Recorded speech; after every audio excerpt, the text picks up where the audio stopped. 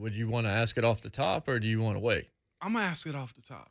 Okay. And then I'll let we you do roll. welcome in longtime ESPN investigative journalist Seth Wickersham, author of It's Better to Be Feared, The New England Patriots Dynasty and the Pursuit of Greatness. Seth, we really appreciate your time. Congrats on the book, and good morning to you.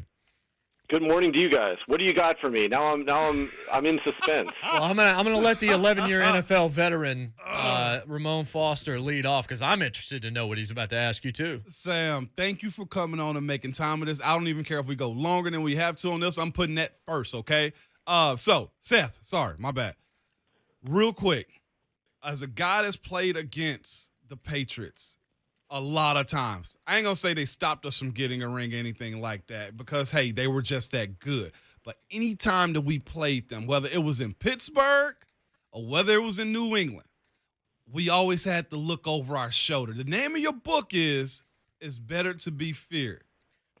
With that being said, we heard Peyton Manning bring up when he was in New England, he went to the showers to have conversations.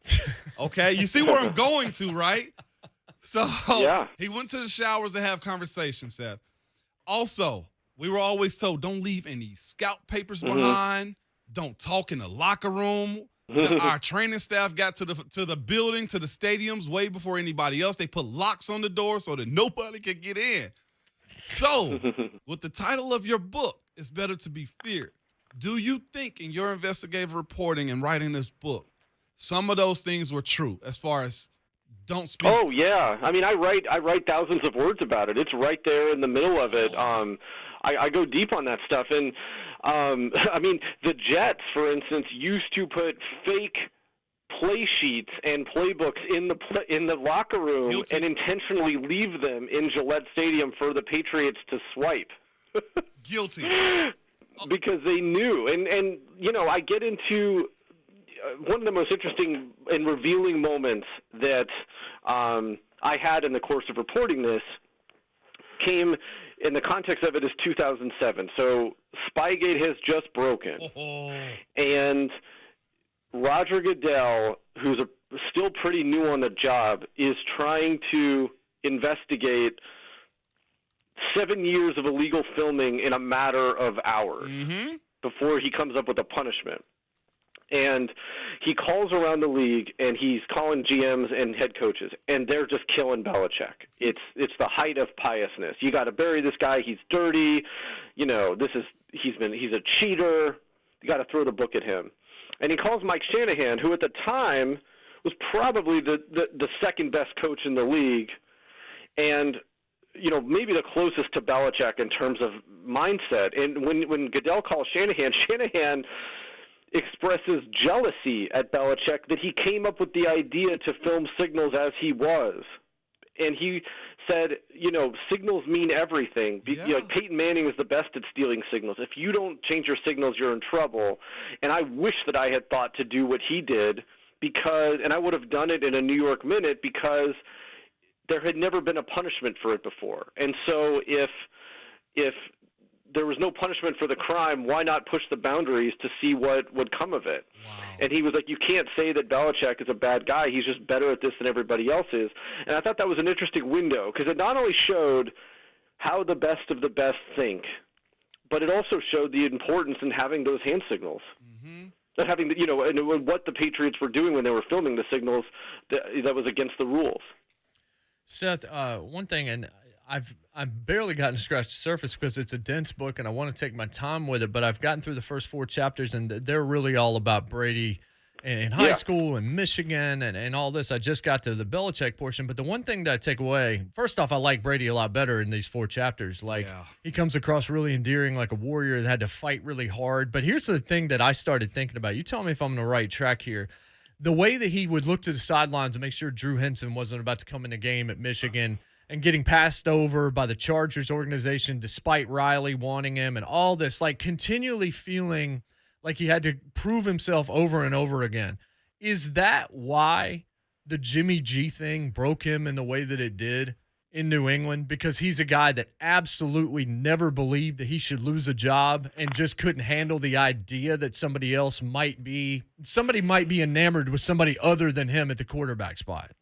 Well, I don't think it broke him, but it was clearly annoying. And, like, I think that he liked Jimmy as a person, but like you said, it was the idea of Jimmy G that was the issue. Belichick was deeply invested in him. Like, one thing with Belichick is that he's always wanted, whenever he walks away, to have the Patriots set up with the roster in good shape and set up at the quarterback position. And so at the time, he was very blunt when he drafted Jimmy G. He said, we all know what Tom's contract and age situation is. And he was invested in him. And in the 2006 season, when Brady was suspended the first 4 weeks, Jimmy G played. And later in the year, Belichick was asked a question about Brady's longevity, his amazing longevity, and he managed to turn it into an answer that complimented Jimmy G. And he said, when you have a transition between Brady and Jimmy G, as we've seen, it's seamless. He used that word, seamless. Can you imagine how that went over with Brady? And so I think that, after the Falcons Super Bowl, they had won 5 Super Bowls together. It was historic. They had beaten Bradshaw and Knoll. And I think that Brady wanted, the dynamic in the building just changed. And he wanted to be known for things other than just being the Patriots quarterback. He really started pushing his TB12 business. He did the Tom versus Time Facebook documentary that, the Patriots didn't even really know that he was doing.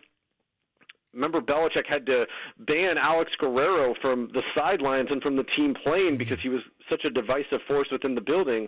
And in the middle of it all, you had Jimmy G, and the fact that Belichick refused to trade him after that Super Bowl and really waited until the last minute and just gave him to the 49ers without even trying to create a market for him. So all of those things, I don't think it broke Tom by any means, but all of those things created problems in the building. Seth Wickersham, author of It's Better to Be Feared, The New England Patriots Dynasty and Pursuit of Greatness, joining us here on JMart and Ramon.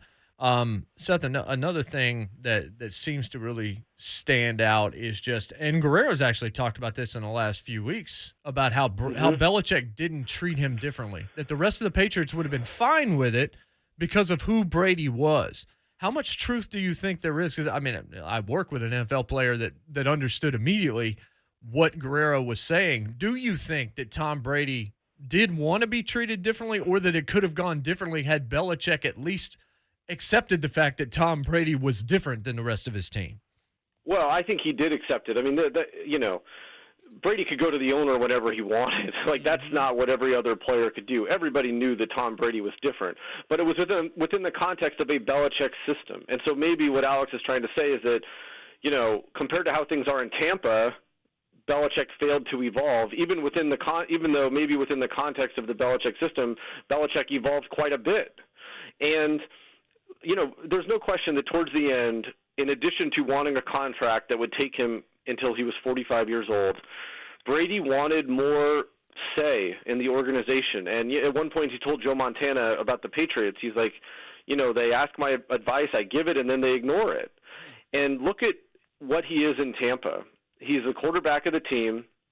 He's the de facto offensive coordinator. Belichick was right when he said that Tampa's running New England's offense. He's a pseudo-personnel executive. And, Guerrero, obviously access curtailed in New England, has an office in the Bucs building and got a Super Bowl ring. And so things are just so much different. Bruce Arians makes his staff cocktails after the games. That's not how Belichick operates. And so I think that Brady wanted to see if there was another way of winning, and clearly there is another way. Another thing that I noticed, and I actually mentioned this a few years ago when he didn't retire, I thought he's not going to retire because he didn't know what his life's going to look like post-football because he's been so driven to it. And then I see you right. Giselle knows that football is Tom's first love. How do you feel she has dealt with that through the years, knowing just how driven, how addicted he is to what football has meant in his life? Well, remember, she retired from her career. She was the best in the world at what she did, moved to Boston, which is, one of those kind of big, small American cities, right? And, it's not New York where she might be able to walk around in relative anonymity. It's just different in Boston. And, he kept moving the goalposts. At one point, I'm going to play until I'm 40, and then it was early 40s, and then now it's 45, and now he's like, who knows? And last year, I thought this was really an interesting moment. Last year, they win the Super Bowl, and Brady's wife and kids come on the field, and the very first thing Giselle says to him is, well, what more do you have to prove? And Brady changes the subject. Wow. And he's talked about this since then. He's like, he heard that. He was like, I think I'm going to avoid that question right now.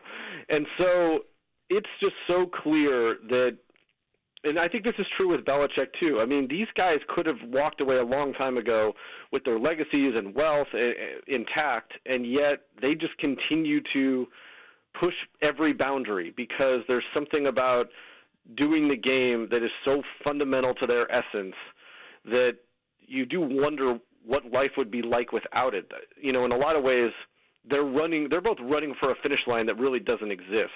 And the Super Bowls are kind of an accidental byproduct of this larger obsession that may or may not be healthy. Yeah, that's interesting because if you go and watch The Last Dance, the Jordan documentary, it comes clear that Jordan doesn't care about the ones he won. He's mad at the one that he wasn't able to win because they broke up the team. And it feels kind of similar in this respect. Titans fans are going to appreciate this. The prologue to the book is all about the wild card loss and the last game. How upset on a scale of 1 to 10 was Belichick at the delay of game tactic that Mike Vrabel pulled on him in that game? Oh my gosh! I mean, it showed. One of the things with Belichick is that he tends to get a little annoyed when the people who learned under him learn a little bit too well. Like when Mangini left for the Jets, Belichick locked him out of the building. His key card access was revoked after he took that job. He couldn't clean out his office, and they went through all of his files. But Eric, being Eric, had already taken everything off of his hard drive because he knew that might happen. It's exactly what Belichick would have done. And when you saw Mike Vrabel doing his homework and deploying Belichick's trick against him, you saw how mad he got. And I talked to the league office about it, and it's quoted in the book, but he was like, it was like, oh, touche. You did this against the Jets, but you don't like it being done against you. Wow. Hey, so as Boston seems to be a very tight-knit community, city, group, like New England area, and the Patriots have been the best thing to ever come out of it as of late. What's been the response from that area about what you said about their team so far? I mean, by and large, it's been really supportive. I mean, you have people obviously who, cry the fake news, bit. But one of the things I've learned being an investigative reporter over the years is that, you work really hard on this stuff, and there's always the initial denial or pushback, and then things settle down, and the story ends up getting proven more true over time. And so I've been through this, before with the Patriots. I've been through it with the NFL. I've been through it with, the Rams relocation to LA and, the Cleveland Browns and their systematic dysfunction that seems to be finally, out of their system now. And so, whenever I get pushback, I'm resolute in what I wrote because, these things end up playing out in your favor over time, and I think that it will here too.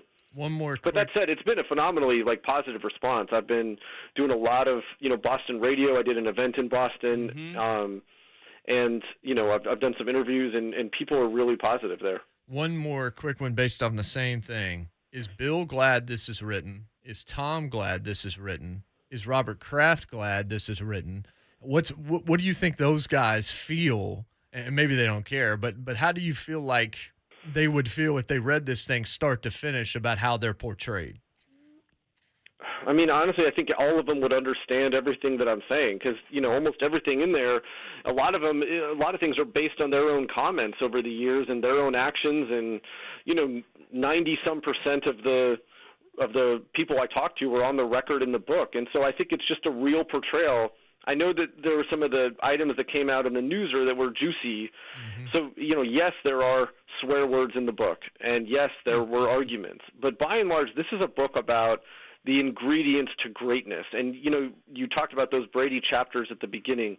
I wrote those very methodically because a lot of the takeaways that you get at the beginning of the book about the way that Brady was raised and how he thinks about this stuff and the moments when he was broken and had to make himself whole again kind of come back towards the end when you start to understand why he won't quit and why he's invented this entire methodology of eating and training that a lot of people think is insane, to be honest with you. And so I think that I plant a lot of the seeds that kind of help explain Brady later. And while Robert Kraft and Belichick and Tom Brady didn't cooperate specifically for the book, they didn't stop me from talking to anybody. Seth, real quick before we go, if you could, in your next topic, if you want to, talk about or interview some of the guys from the Steelers on that Spygate era. Me being a young guy, hearing them speak about that, considering you wrote about it a little bit already, you'd be surprised on what they heard and thought and saw in that game, which was supposed to go their way. Is all I'm saying. Yeah, you got to check it out because I mean, like I did go deep on Spygate quite a bit, and But that said, I mean, there's one of the things with the Patriots, they've been so dominant for so long. I mean, there are thousands of players that have come out of that system, and all of them have individual stories. Obviously, I wasn't able to talk to every single one of them about stuff like that, but, I do try to, address their infractions as best I can. Yeah. So I will say this just in a couple of seconds. Is Vrabel, outside the prologue, is Vrabel featured a decent amount more? Did you spend some time with Vrabel in the course of writing the book? No, he makes a couple cameos throughout. There's a funny moment during the 2007 season that's probably not suitable for your airwaves. That's fair. But he was a key player, and obviously, he was a key contributor. And as a coach, I mean, he's obviously one of those guys who a lot of guys come out of New England and they're so, they've been learned so much by Belichick that they almost have a hard time separating their personalities from his. Whereas Vrabel's never had that problem. He's one of the guys who kind of learned under Bill, even though he didn't coach underneath him, but has been able to coach a team his own way and in his own personality and take the best of what he's learned and not kind of come off like a cover band.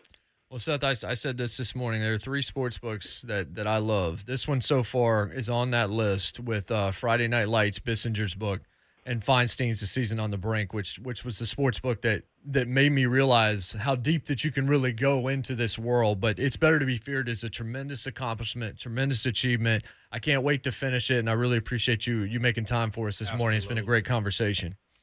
Thanks, guys. I appreciate it. Thank you. That's Seth Wickersham. That was awesome. The book is called It's Better to Be Feared, New England Patriots, Dynasty, and the Pursuit of Greatness. Oh, man, it's such a good book. I know we're way over, but we knew we were going to be. We'll be right back. It's